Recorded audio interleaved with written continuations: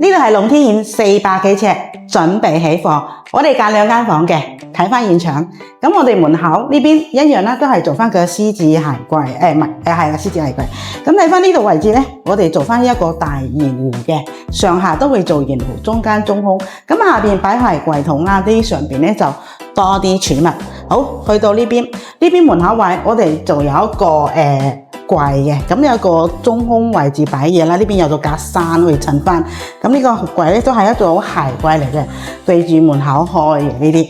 咁好啦，連貫性咧就連同埋呢啲咧就電視機櫃咁樣一體嘅。咁呢邊會做翻個玻璃色櫃啦，咁啊上邊下邊都係以儲物嘅，中間中空。咁我中空背板呢邊咧，我哋用翻呢啲比較特別嘅石紋嘅嗰個背景牆，同埋嗰啲獅子櫃咧一樣都係用翻呢個同一個色板嘅背景牆啦。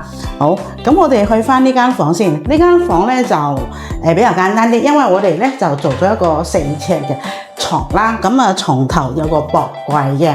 咁呢個櫃咧我哋會比較做翻高身少少。點解咧？因為我哋客人咧要翻2個櫃桶嘅，所以啲地台床咧會做翻高身少少嘅，係啦。咁啊衣櫃嗰啲咧係客人本身自己有嘅，就唔需要做啦。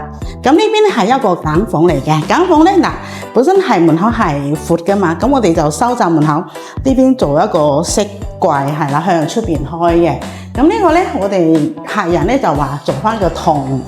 咁呢個位置就咁樣通翻呢個裏邊，咁樣做翻個筒門啦，木筒門。好，入到呢度咧，咁呢度位置我哋就有一個3尺床啦，一樣啦，因為要做翻個2層櫃筒，咁啊客人都做翻個比較高身啲嘅地台床啦。呢邊咧有床頭有個軟包嘅，係啦，咁床頭呢邊位置呢個就倒頂嘅衣櫃，一樣下邊都多翻啲櫃筒用啦，客人比較中意櫃筒多啲嘅，上面就係掛衫。呢個就係一個間房。好，去翻個廚房位先。咁啊，廚房呢邊一樣啦，就係做翻嘅雪櫃頂都係做翻個儲物空間。咁呢度位置做翻嘅 L 型嘅高低級嘅櫥櫃，係啦。咁啊上邊咧都做翻嘅 L 型嘅吊櫃嚟嘅。咁門板一樣啦，我哋呢邊都係做翻個高公板奶茶式嘅。天花頂咧就鋁扣板天花，中位置一樣啦，都係用翻個珐琅板嘅。係，咁呢度咧就係廁所。廁所呢度咧就用翻呢啲黑色框嘅配色去做翻個 PT 門。好啦，入到嚟呢邊咧，咁呢邊我哋做翻嘅鑽石型嘅玉屏啦，咁啊咁樣雙堂嘅呢個玉屏位。咁啊嚟呢度咧就係一個浴室櫃啦。咁浴室櫃一樣，我哋呢邊就係做翻，本身係呢個位置就做翻嚟呢度嘅。咁呢個咧鏡櫃就比較大啲，咁呢邊有做個開放格，可以擺多啲嘢。好，咁下邊呢度咧有個醒石爆喉嘅天花頂都係一樣啦，做翻個鋁扣板天花，咁啊就去遮晒所有啲喉噶啦。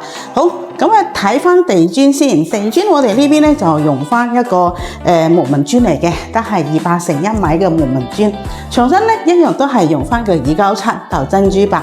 咁整體嚟講咧，佢呢邊都係一個比較中意比較汪嗰啲顏色，就比較奶茶色咁樣啦。咁啊襯翻啲地磚都係一個比較奶油色嘅風格去設計呢間單位嘅。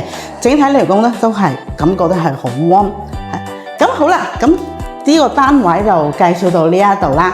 咁大家都知道啦，近排都好多居屋啊、公屋啊，好多收樓嘅。